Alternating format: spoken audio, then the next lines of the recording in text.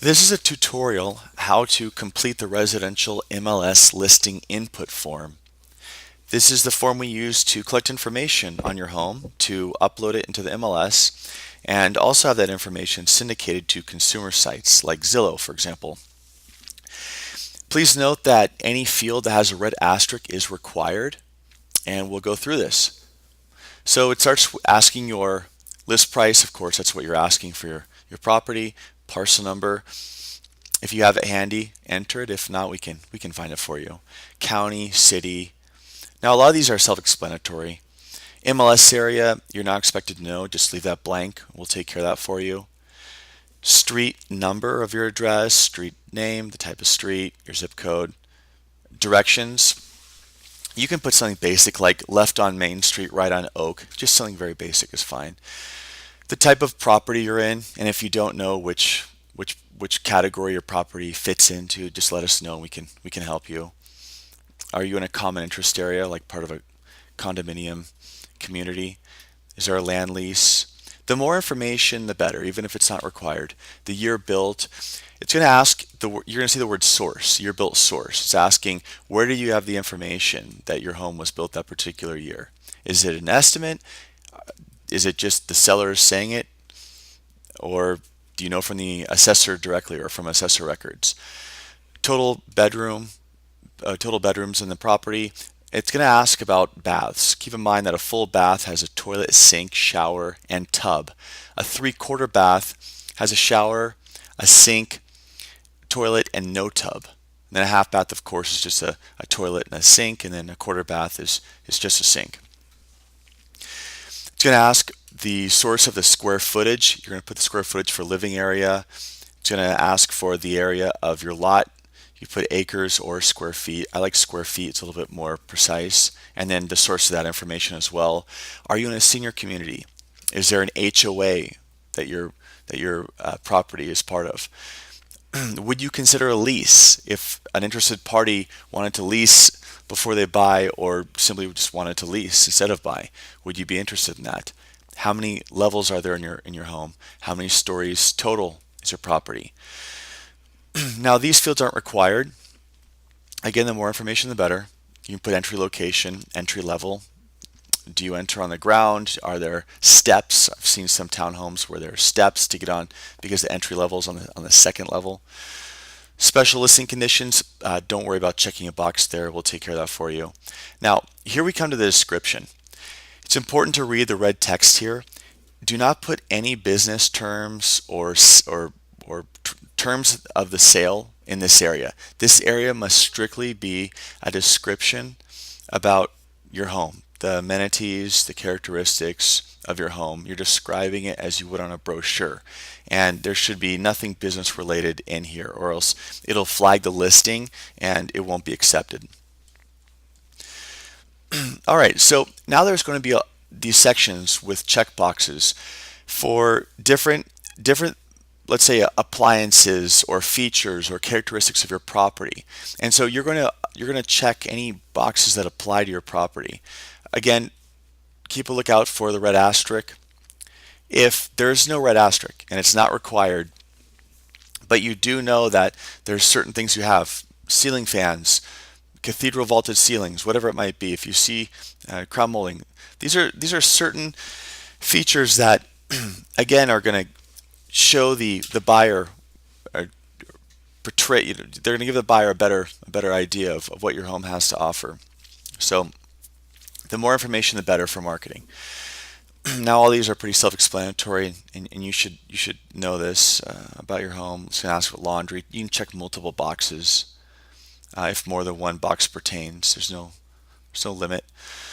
Fireplace. Now, so obviously, if it's gonna there's an asterisk by fireplace, and so it's a required field. Well, if you don't have a fireplace, there's usually a none option on those as well. You'll see the same thing for pool, for example. It's a required field, but if you don't have a pool, you can just click none. So you'll just go through and select all the boxes that apply to your property. And we'll move down to some more. So most of this is self-explanatory. Sometimes people get hung up on lot features or community features. They'll look and they'll see the word golf course and horse trails, and military land and all these random features, and they'll think none of these pertain to my home. Well, just look for something simple. If the things that stand out don't apply. So obviously, your home's going to be in either a rural, suburban, or urban area. So right there, it's a required field. You can click one of those, and that'll satisfy your requirement. Same idea with lot features. Something in here pertains to your property. And if there's more than one, then check more than one box. Again, we're going through now, we're kind of looking at outdoor features, roof and fencing. We're moving on, security system, more exterior features. Yeah, it asks main level bedrooms. Do put this. I know that this is a required field even though it's not marked with a red asterisk. This is also important because a lot of people are looking for bedrooms that don't necessarily require walking upstairs to get to. So as much information here as you can put, the more the better. And then we're going to move on to, all right, so some of this you may not know. If by chance you know through some sort of tax record or your property tax bill, you can fill out this information. If not, leave it blank. We'll do it for you. Number of units in the community. This typically pertains to a planned community, maybe a subdivision, and most specifically a condominium community where there'd be something like 160 units in that condo community. And lenders like to look at that as well. Number of units in the sale. If you're selling just your property, then you'd put one there. And then it's going to ask again source of information for lot dimensions. So this is something where I would just leave the lot dimensions blank. If you know the builder name, great. Luckily, almost all of this doesn't have a red asterisk, so it's not required. It asks about assessments. This is important because a buyer's going to be curious about special assessments. If there are mellow roofs, you saw the HOA box earlier, and now there's going to be more detailed HOA information. When you check this assessment box, it's important that it accurately reflects what's on your property tax bill. If you don't know for certain, check unknown. Because we can ask a buyer to investigate. But the important part about this is that you don't want to misrepresent anything about your property. It's better to err on the side of caution than give wrong advice or wrong information that obviously could mislead a buyer, even if it's unintentional. That could cause issues down the road. So if there's an HOA, you'll of course put in the fee that it charges and the frequency of the fee and any information you have about the HOA and what amenities the HOA covers. Is there a community pool and spa? Is there a tennis court? So you'll go ahead and check through the HOA section. That's pretty self-explanatory. You skip through the lease part if there's no lease involved. High school or any school district information you can put here is helpful. And then possession, most people put close of escrow, and this is when the buyer would take possession of the property. If you need a couple days after the close of escrow, of course you can indicate that by checking another box, but close of escrow is a standard. Listing terms is very confusing, even how it's worded, but this is basically the sort of financing or the means that a buyer can purchase your home through. And so typically any seller is going to like a cash buyer, so you can check cash. Again, this is what buyers would. So the reason why this field exists is so that buyers can do a search, and really it pertains to more unique styles of financing where someone's looking for a USDA property, or they want to make sure that the condo they're buying is VA or FHA approved.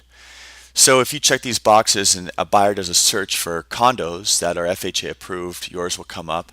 So that's why you're checking boxes of which financing your property is eligible for. Often we help our clients with this, but it's not something to get hung up on. It's pretty easy, and if we double check all the information on this form, so if something looks off or something isn't portraying your home as marketable as it should, then we certainly offer a suggestion as to improve the posting. For now, cash, conventional, Fannie Mae. I mean, those are things. 1031 exchange. I mean, those are things that you can check, and they're pretty safe. If you have questions, again, contact us. Leave current financing blank. I don't really think that's too important, and it's not really anyone's business, to be honest. Serial and license, leave that blank. Buyer agency compensation. This is important. What are you offering the buyer's agent? Obviously, well, I shouldn't say obviously, but the overwhelming standard. I think we did some research on this, and it was, I think, a little over 70% of all listings in the greater Los Angeles area were at offering 2.5%, and then you had some offering 3%, and then some offering 2%. But this is where you're going to put that number of how much you're offering the buyer's agent. And then, of course, check the box percentage. Unless you're offering some flat fee like $10,000, you put the dollar sign. If you have questions on buyer's agency compensation, just let us know. We'll talk you through it. Is there a sign on the property? Don't worry about on-market date or contingency. Showing contact, you can put, you'll fill out the relevant information here. Almost always we have to clean this up, so you really can't go wrong. Most people will put, that they'll want to be the person. They'll click owner or occupant, and then they'll put their name in here and a phone number. Showing instructions. Do you need a 24-hour advance notice? Is there something like nights and weekends is the only time that the property is available to be shown? That's where you're going to put availability and then how it's going to be shown. Some common suggestions, or suggestion that's used commonly, I should say, is appointment only, or 24-hour advance notice, or please call first, or call for a lockbox combo, something like that.